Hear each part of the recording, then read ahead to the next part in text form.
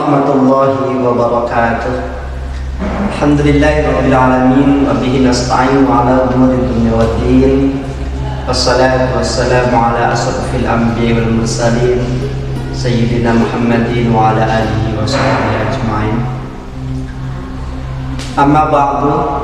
Qala Allah Ta'ala fi kitabil karim, a'udzu billahi minasyaitonir rajim. Bismillahirrahmanirrahim. Syahrul Ramadan alladzi unzila fihi al-Qur'an hudan lin-nas wa bayyinatin minal huda wal furqan. Wa qala aidan wa nunazzilu minal Qur'ani ma huwa shifaa'un wa rahmatun lil mu'minin. Shadaqallahu al-'azim wa shadaqa rasuluhu nabiyul habibul karim. Wa nahnu 'ala dzalika minasyahidin wasyakirin. Walhamdulillahirabbil alamin. Puji serta syukur kita panjatkan kepada Allah Subhanahu wa taala. Alhamdulillah, hingga pada saat ini Allah Subhanahu wa taala masih memberikan berbagai macam kenikmatan kepada kita.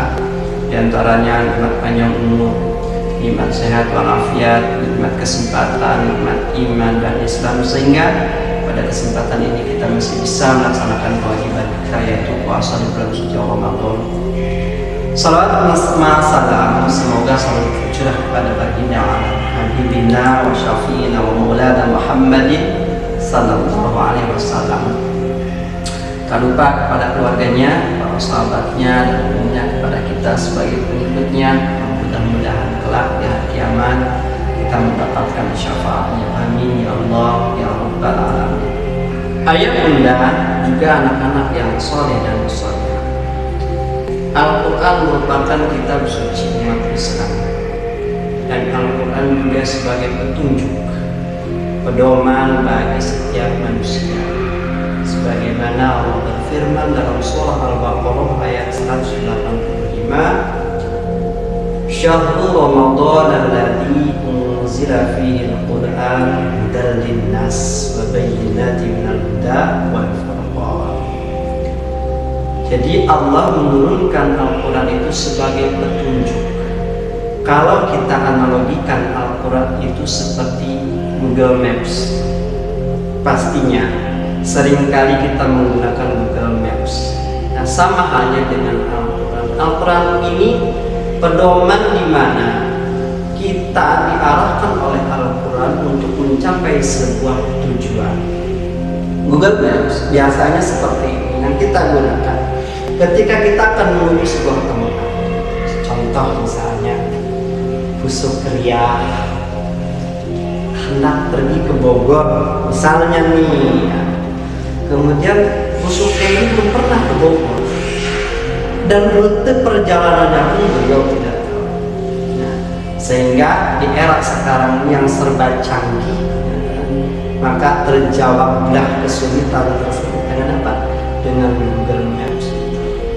Jadi Al-Quran merupakan jawaban daripada setiap persoalan yang mulai dari yang sedang terjadi, yang sudah terjadi, bahkan yang akan terjadi, semua sudah terjawab oleh Al-Quran. Sebagaimana pesan atau wasiat Rasulullah SAW, aku tinggalkan 2 pusaka, ya kan? Seperti ya. Baik ya. Apabila kita memegang 2 pusaka tersebut, niscaya kita akan tidak pernah akan tersesat.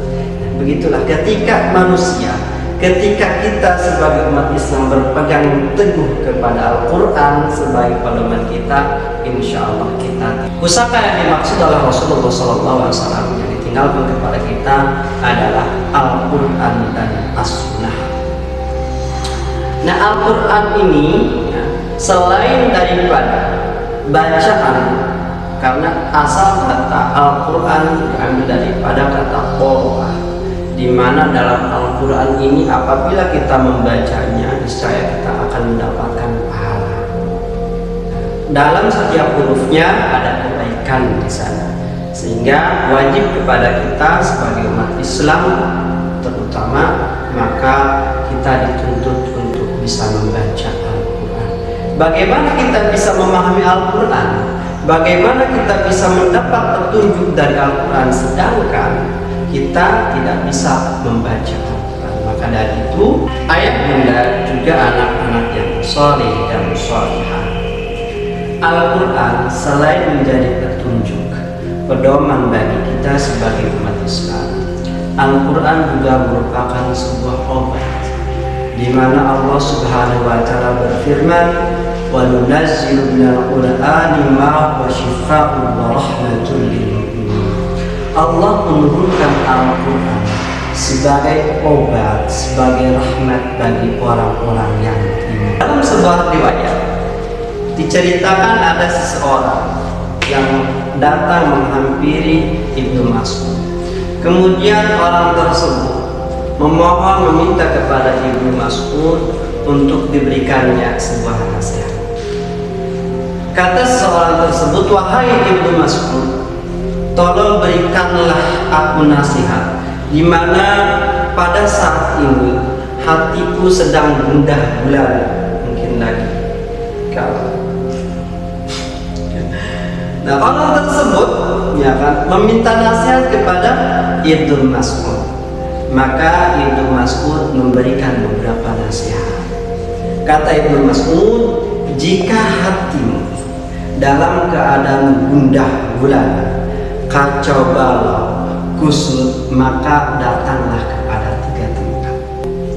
Tempat yang pertama yang Ibnu Mas'ud katakan, di mana ada orang membaca Al-Quran. Nah, ketika kita sedang mendengarkan secara langsung atau tidak langsung ada orang sedang membaca Al-Quran, maka kita dengarkan baik-baik.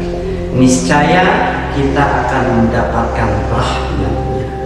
Kemudian tempat yang kedua, apabila hati kita sedang gundah gulana, maka datanglah kepada majlis-majlis taklim, di mana di majlis tersebut akan mengingatkan hati kita kepada Allah Subhanahu wa Ta'ala. Kemudian tempat yang ketiga, yang terakhir, datanglah pada suatu tempat di mana orang sedang tertidur pulas. Disitulah kamu memohon, disitulah kamu minta kepada Allah Subhanahu wa Ta'ala supaya kamu diberikan ketenangan hati. Kemudian kata Ibnu Mas'ud, apabila 3 tempat tersebut itu masih belum bisa mengobati gelisahmu, maka mintalah kepada Allah Subhanahu wa Ta'ala untuk digantikan hati yang baru. Nah, orang tersebut mendengar nasihat daripada Ibnu Mas'ud ini, maka dengan segera orang tersebut kembali ke rumahnya, kemudian mengambil wudu dan membaca Al-Quran. Alhamdulillah, dengan itu hati yang tadinya gundah, hati yang tadinya gelisah, dengan seketika Allah berikan ketenangan dengan wasilah membaca Al-Quran Karim. Ayah, bunda, juga anak-anak yang saleh dan salihah, itulah sebagian daripada hikmah, itulah sebagian daripada keistimewaan yang Allah berikan kepada kita, yang saat bulan Ramadan diturunkannya Al-Quranul Karim sebagai petunjuk, sebagai pedoman, sebagai kitab suci, dan sebagai obat bagi orang-orang yang bertakwa. Mudah-mudahan apa yang disampaikan ada manfaatnya, kurang lebihnya mohon maaf. Billahi taufiq wal hidayah. Wassalamualaikum warahmatullahi wabarakatuh.